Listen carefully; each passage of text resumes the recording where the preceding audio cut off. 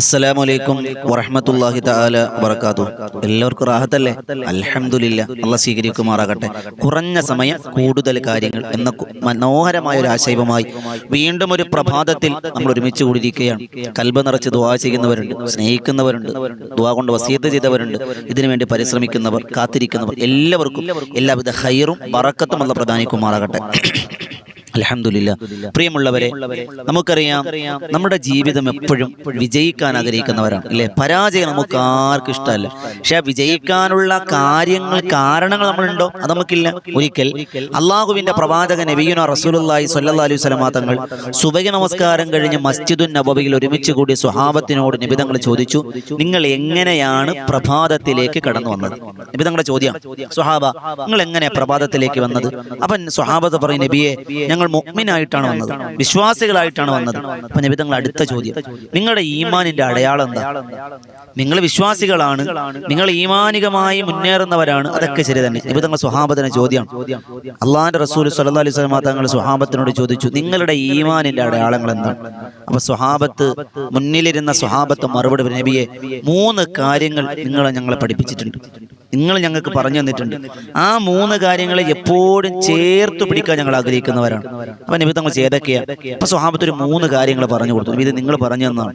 അപ്പൊ നബി തങ്ങൾ പറഞ്ഞു, ഈ 3 കാര്യങ്ങളെ ആരും മുറുകെ പിടിച്ചാലും ഒരിക്കലും അവൻ പരാജയപ്പെടില്ല, ഒരിക്കലും അവൻ പരാജയപ്പെടില്ല. ഉറപ്പാണെന്ന് നബിയുനാ റസൂലുള്ളാഹി സ്വല്ലല്ലാഹു അലൈഹി വസല്ലം. ഉമ്മമാരെ, ദുനിയാവിലും ആഖിറത്തിലും നമുക്ക് വിജയിക്കണം. ദുനിയാവിലും വിജയിക്കണം, ദുനിയാവും വേണം, ആഖിറം വേണം. ഖുർആൻ പറഞ്ഞ റബ്ബന ആതിന ഫിദ്ദുനിയ ഹസനതൻ വഫിൽ ആഖിറതി ഹസനതൻ വഖിന അദാബന്നാർ എന്നാണ്.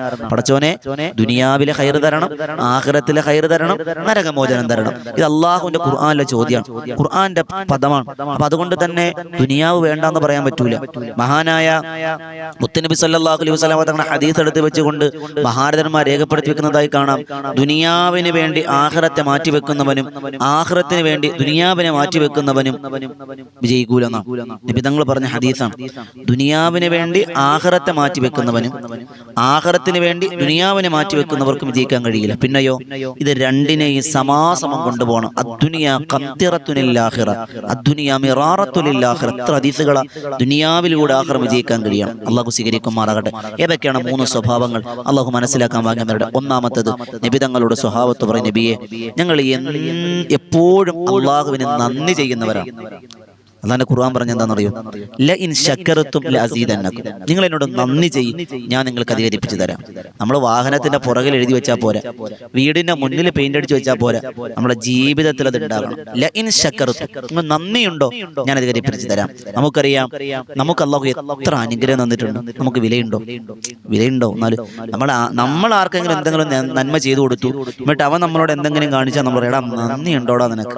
എന്നാൽ എൻ്റെ ഉമ്മ, എൻ്റെ വാപ്പ, റബ്ബ് നമ്മളോട് എത്ര ചോദിക്കണം, എടാ നിനക്ക് നന്ദിയുണ്ടോ? COVID-19 എന്ന് പറയുന്ന മാരക രോഗം പടർന്ന് പന്തലിച്ചു. ഓക്സിജൻ സിലിണ്ടറിന് വേണ്ടി ആളുകൾ ഓടി നടക്കും. ആലോചിച്ചിട്ടുണ്ടോ? എത്ര ആയിരം രൂപ കൊടുക്കണം? 25,000 50,000 കൊടുക്കാൻ പറ്റില്ല. വാപ്പാക്ക് ഒരു ഓക്സിജൻ സിലിണ്ടർ കിട്ടിയാൽ മതി. പക്ഷേ ആ കോവിഡിന് മുമ്പും കോവിഡിന് ശേഷം എത്ര ശ്വാസം നമ്മൾ ഓക്സിജൻ വലിച്ചെടുക്കണേ, എത്ര ശ്വാസം അകത്തേക്കും പുറത്തേക്കും നമ്മൾ വിടുന്നു? കണക്കുണ്ടോ? എവിടെയെങ്കിലും ബില്ലടയ്ക്കാറുണ്ടോ? എന്താ വേണ്ടേ? അൽഹംദുലില്ലാ, നന്ദി ഉണ്ടാകണം. നമ്മൾ ചിന്തിക്കണം, ഒരു രോഗം വരുമ്പോഴാണ് പ്രയാസങ്ങൾ, പ്രതിസന്ധി നമുക്ക് അറിയാൻ കഴിയുക. അൽഹംദുലില്ലാ, നമുക്ക് അല്ലാഹു രോഗങ്ങളെ തുടർന്ന് കാക്കട്ടെ. അവന്റെ പ്രിയമുള്ളവരെ, നമ്മുടെ കുടിക്കുന്ന വെള്ളം, കഴിക്കുന്ന ഭക്ഷണം, കൈ ഉയർത്തുന്നു, താഴ്ത്തു, ഒരു പ്രശ്നവും ഇല്ലല്ലോ. നമുക്ക് എന്തെങ്കിലും നേട്ടങ്ങൾ ഉണ്ടെങ്കിലേ, നമുക്ക് നേട്ടം ഉണ്ടെന്ന് അറിയണമെങ്കിൽ ഏതെങ്കിലും രോഗികളൊന്ന് കാണാൻ പോകണം. തിരുവനന്തപുരം ജില്ലയുടെ RCC എന്ന് പറയുന്ന ഒരു ഹോസ്പിറ്റൽ, വേദനകളുടെ ലോകം എന്നാണ് അതിനറിയപ്പെടുക. അവിടേക്കൊന്ന് പോകുമ്പോഴാണ്, അല്ലാഹ് കാക്കട്ടെ, അവിടെയൊക്കെ ചെല്ലുമ്പോഴാണ് നമുക്ക് അല്ലാഹുവിന്റെ അനുഗ്രഹങ്ങളെ കുറിച്ച് അറിയാൻ കഴിയുക. അൽഹംദുലില്ലാ, അൽഹംദുലില്ലാ, അൽഹംദുലില്ലാ. അല്ലാഹ് കബൂലാക്കട്ടെ. പ്രിയമുള്ളവരെ, അല്ലാഹുവിന്റെ പ്രവാചകൻ നബിയുനാ മുഹമ്മദ് മുസ്തഫ സ്വല്ലല്ലാഹു അലൈഹി വസല്ലം തങ്ങൾ പറഞ്ഞു, ഈ നന്ദിയുള്ള അടിമ, മുത്തനബി തങ്ങൾ മറ്റൊരു ഹദീസിലൂടെ പറഞ്ഞു, 7 കാര്യങ്ങൾ നിങ്ങൾ ശ്രദ്ധിച്ചാൽ മതി. 1, ഈ 7 കാര്യങ്ങൾ ശ്രദ്ധിച്ചാൽ നിങ്ങൾക്ക് കടൽനുരയോളം പാപങ്ങൾ അല്ലാഹ് പുറത്തു തരും. നിങ്ങളുടെ എല്ലാ കാര്യങ്ങളും വിജയിപ്പിച്ചു തരും. ഈമാനോടെ മരിക്കും. ആരാധനയിൽ മാധുര്യം ഉണ്ടാകും. ഏതൊക്കെയെന്നറിയോ? നിങ്ങൾ ഈ പറയുന്ന 7 നന്ദിയുള്ള വർത്തമാനങ്ങൾ ഏതൊക്കെയെന്നറിയോ? 1, ഏതൊരു കാര്യം തുടങ്ങുമ്പോഴും, നല്ല കാര്യം തുടങ്ങുമ്പോഴും ബിസ്മില്ലാഹിർ റഹ്മാനിർ റഹീം പറയുക. ഏതൊരു നല്ല കാര്യം തുടങ്ങുമ്പോഴും ബിസ്മില്ലാഹിർ റഹ്മാനിർ റഹീം പറയുക. 2, അതിൽ നിന്ന് വിരമിച്ചാൽ അൽഹംദുലില്ലാഹ് പറയുക. തിന്നുമ്പോഴും കുടിക്കുമ്പോഴും മാത്രമല്ല, നല്ല കാര്യം തുടങ്ങണം, ബിസ്മില്ലാ, അത് കഴിഞ്ഞു, അൽഹംദുലില്ലാഹ്. പാത്രം കഴുകുന്നു, ബിസ്മില്ലാ, കഴിഞ്ഞു, അൽഹംദുലില്ലാഹ്. മുറ്റം തൂക്കാൻ തുടങ്ങുന്നു, ബിസ്മില്ലാ, കഴിയുന്നു, അൽഹംദുലില്ലാഹ്. വസ്ത്രം കഴുകുന്നു, ബിസ്മില്ലാ, കഴിഞ്ഞപ്പോൾ അൽഹംദുലില്ലാഹ്. ഏതൊരു കാര്യം തുടക്കം ബിസ്മില്ലാ, ഒടുക്കം അൽഹംദുലില്ലാഹ്. അപ്പോൾ 2 ആയില്ലേ? 3-മത്തത്, അനാവശ്യ കാര്യങ്ങൾ കാണുകയോ കേൾക്കുകയോ എന്തെങ്കിലുമൊക്കെ ചെയ്താൽ ഉടനെ അസ്തഗ്ഫിറുല്ലാഹ് എന്ന് പറഞ്ഞ് കണ്ടിട്ട് അസ്തഗ്ഫിറുല്ലാഹ് പറയാൻ നിൽക്കണ്ട. നമ്മൾ അറിയാതെ കണ്ടുപോയി, അസ്തഗ്ഫിറുല്ലാഹ്, അറിയാതെ പറഞ്ഞു പോയി, അസ്തഗ്ഫിറുല്ലാഹ്, അസ്തഗ്ഫിറുല്ലാഹ്, അത് പറയുക. മനസ്സിൽ പറഞ്ഞാൽ മതി. ആളുകൾക്ക് അസ്തഗ്ഫിറുല്ലാഹ്, അസ്തഗ്ഫിറുല്ലാഹ്, അത് പടച്ചവന് വേണ്ട, കൽബിൽ തട്ടി പറഞ്ഞാൽ മതി. അതുപോലെ 4-മത്തത്, പിന്നീട് ചെയ്യാം. ഞാൻ പിന്നെ തരാട്ടോ ഇൻഷാ അല്ലാഹ് എന്ന് പറയുക. ഞാൻ പിന്നെ വിളിക്കാട്ടോ ഇൻഷാ അല്ലാഹ്, കൂടെ പറഞ്ഞേക്കാം, പ്രതിഫലമുള്ള കാര്യമാണ്. പിന്നീട് ചെയ്യാമെന്ന് മാറ്റിവെക്കുന്ന ഏതൊരു കാര്യത്തിനും ഇൻഷാ അല്ലാഹ് പറയുക. 4-മത്തത്. 5-മത്തത്, മഹാരഥന്മാർ പറയുന്ന നിബിധങ്ങൾ പറയുന്നു, വെറുക്കപ്പെടുന്ന എന്തെങ്കിലും ഒരു കാര്യം കേൾക്കുകയോ നമ്മളെക്കുറിച്ച് പൊങ്ങച്ചത്തിന് വർത്തമാനം ആരെങ്കിലും പറയുകയോ ഞാനാണ് വലുതെന്ന ചിന്ത നമുക്ക് വരികയോ ചെയ്താൽ ഉടനെ പറയുക ലാ ഹൗല വലാ ഖുവത ഇല്ലാ ബില്ലാഹിൽ അലിയിൽ അദീം. ഏതൊക്കെ? വെറുക്കപ്പെടുന്ന ഒരു കാര്യം, അതല്ലെങ്കിൽ നമ്മളെക്കുറിച്ച് ആരെങ്കിലും നീ കൊള്ളാട്ടോ, നിന്റെ ശബ്ദം എന്താ സൂപ്പർ, നിന്റെ വസ്ത്രം കൊള്ളാട്ടോ, ലാ ഹൗല വലാ ഖുവത ഇല്ലാ ബില്ലാഹിൽ അലിയിൽ അദീം, ഇത് പറയുക. അതോടൊപ്പം തന്നെ 6-മത്തത് പറഞ്ഞു, എന്തെങ്കിലും മുസീബത്ത് വന്നു, ഏതെങ്കിലും വിഷമമുണ്ടായി, ഉടനെ പറയുക ഇന്നാ ലില്ലാഹി വ ഇന്നാ ഇലൈഹി റാജിഊൻ. ഒരു വിഷമം കേട്ടു, വിഷമം കണ്ടു, ഉടനെ പറഞ്ഞേക്ക് ഇന്നാ ലില്ലാഹി വ ഇന്നാ ഇലൈഹി റാജിഊൻ. അത് മരിക്കുമ്പോൾ മാത്രം പറയാനുള്ളതല്ല. ഭർത്താവ് പറയാൻ എടിയേ നല്ല തലവേദന, ഇന്നാ ലില്ലാഹി വ ഇന്നാ ഇലൈഹി റാജിഊൻ എന്ന് ഓൻ കേൾക്കെ പറഞ്ഞ പിന്നെ അടുത്ത മയ്യത്ത് നമ്മളാ.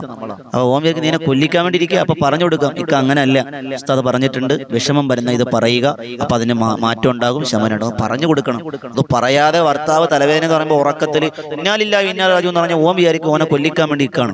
അങ്ങനെ ചിന്തിക്കാൻ പാടില്ല. കറണ്ട് പോയി, അപ്പൊ നമുക്ക് പറയാം ഇന്നാ ലില്ലാഹി വ ഇന്നാ ഇലൈഹി റാജിഊൻ. ഒരു സാധനം നിലത്ത് വീണു, അപ്പോഴും പറയാം ഇന്നാ ലില്ലാഹി വ ഇന്നാ ഇലൈഹി റാജിഊൻ. നല്ലതാണ്. അതോടൊപ്പം തന്നെ 7-മത്തത് പറഞ്ഞു, എപ്പോഴും നിങ്ങൾ ലാ ഇലാഹ ഇല്ലല്ലാഹ് പതിവാക്കിക്കൊണ്ടിരിക്കുക. ഈ 7 ദിക്റുകൾ നന്ദിയുടെ സ്വഭാവമാണെന്ന് നബിയുനാ റസൂലുള്ളാഹി. അതോടൊപ്പം 2-മത്തെ സ്വഹാബത്ത് പറയും, നബിയെ 1-മത്തെ ഞങ്ങൾ നന്ദി ചെയ്യും, 2-മത്തത് പരീക്ഷണം വന്നാൽ ക്ഷമിക്കുമെന്നാണ്. പരീക്ഷണം വന്നാൽ നമ്മൾ ക്ഷമിക്കുമെന്ന് അള്ളാഹുവിന്റെ പ്രവാചകനോട് സ്വഹാബത്ത് പറഞ്ഞു കൊടുത്തു എന്നാണ്. പ്രിയമുള്ള സഹോദരങ്ങളെ, മഹാജനന്മാർ രേഖപ്പെടുത്തി വെക്കുന്നു, ആ ദുനിയാവിന്റെ തൊലിപ്പുറത്ത് ജീവിക്കുമ്പോൾ ക്ഷമ, ഇന്നല്ലാഹ മഅസ് സ്വാബിരീൻ, എന്ത് വന്നാലും ക്ഷമയുള്ളവരാകും. പരീക്ഷണം വന്നാൽ ക്ഷമിക്കുക, നേട്ടമാണ്. 3-മത്തത് പറഞ്ഞു, റബ്ബിന്റെ എന്ത് തീരുമാനമുണ്ടെങ്കിലും അതിൽ ഞങ്ങൾ തൃപ്തിയുള്ളവരാണ്. എന്തിനങ്ങനെ തന്നു, എന്തിനങ്ങനെ തന്നില്ല, എന്താണ് അങ്ങനെ ചെയ്തത് എന്ന റബ്ബിനോട് നമുക്ക് പരാതിയില്ല. റബ്ബ് തന്നത് നമ്മൾ വാങ്ങും, തന്നു തരാത്തത് നമുക്ക് പരാതിയില്ല എന്ന ചിന്തയാണ്. എന്ത് വന്നാലും നമ്മൾ തൃപ്തിപ്പെടണം.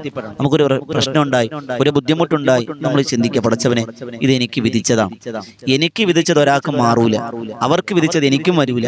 അപ്പൊ അള്ളാഹു നമുക്ക് തന്നിരിക്കുന്നതിൽ തൃപ്തിയുള്ളവരാ, കനാഅത്ത് ഉള്ളത് കൊണ്ട് തൃപ്തിപ്പെടുക.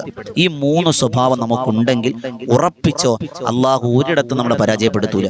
ദുനിയാവിലും പരാജയപ്പെടുത്തൂല, ആഖിറത്തിലും പരാജയപ്പെടുത്തൂല. ഉറപ്പാണെന്ന് മഹാന്മാർ രേഖപ്പെടുത്തി വെക്കാണ്. അള്ളാഹു സ്വീകരിക്കുമാറാകട്ടെ. അള്ളാഹു നല്ലത് പഠിക്കാൻ ഭാഗ്യം തരട്ടെ. ഇൻഷാ അല്ലാഹ് ഈ 3 കാര്യങ്ങൾ ചേർത്ത് പിടിക്കുക. നേരത്തെ പറഞ്ഞ 7 ദിക്റുകൾ എപ്പോഴും ജീവിതത്തിൽ മുറുകെ പിടിക്കുക, വിജയം ഉറപ്പ്. അള്ളാഹ് സ്വീകരിക്കുമാറാകട്ടെ. ഇതുപോലെ നല്ല നല്ല കാര്യങ്ങൾക്കായി ഈ വോയിസ് ഓഫ് ഷഫീഖ് ബദരി എന്ന ചാനൽ സബ്സ്ക്രൈബ് ചെയ്യുക. പുതിയൊരു അറിവുമായി കണ്ടുമുട്ടാം. എല്ലാവരും ലൈക്ക് ചെയ്യണം. ഓരോ ലൈക്ക് ഇത് മറ്റൊരിലേക്ക് എത്താൻ കാരണമാണ്. അതോടൊപ്പം തന്നെ നമ്മുടെ മറ്റൊരു ചാനലാണ് ബദറിൻ തീരം ചരിത്ര കഥകൾ. എല്ലാ ദിവസവും ഉച്ചയ്ക്ക് 12 മണിക്ക് മുൻഗാമികളുടെ ചരിത്രം നിങ്ങളിലേക്ക് കുറഞ്ഞ സമയം എത്തിക്കുന്ന ഒരു ചാനലാണ്. ലിങ്ക് താഴെ കൊടുത്തിട്ടുണ്ട്. അതോടൊപ്പം രാത്രി 9 മണിക്ക് ബദറിൻ തീരം എന്ന ആത്മീയ മജ്‌ലിസ്, അതിന്റെ ലിങ്കും താഴെ കൊടുത്തിട്ടുണ്ട്. നിങ്ങളൊക്കെ സബ്സ്ക്രൈബ് ചെയ്യുക. ഒരുപാട് ആളുകൾ നമ്മളോട് ദുആ കൊണ്ട് വസിയത്ത് ചെയ്യുന്നുണ്ട്. എല്ലാവർക്കും എല്ലാവിധ ഖൈറും ബറക്കത്തും അല്ലാഹു പ്രദാനിക്കുമാറാകട്ടെ. പുതിയ ഒരു അറിവുമായി വീണ്ടും നമുക്ക് കണ്ടുമുട്ടാം. ദുആ വസിയത്തോടെ ഊസിക്കും ബിദ്ദുആ. അസ്സലാമു അലൈക്കും വറഹ്മത്തുള്ളാഹി തആല വബറകാതുഹു.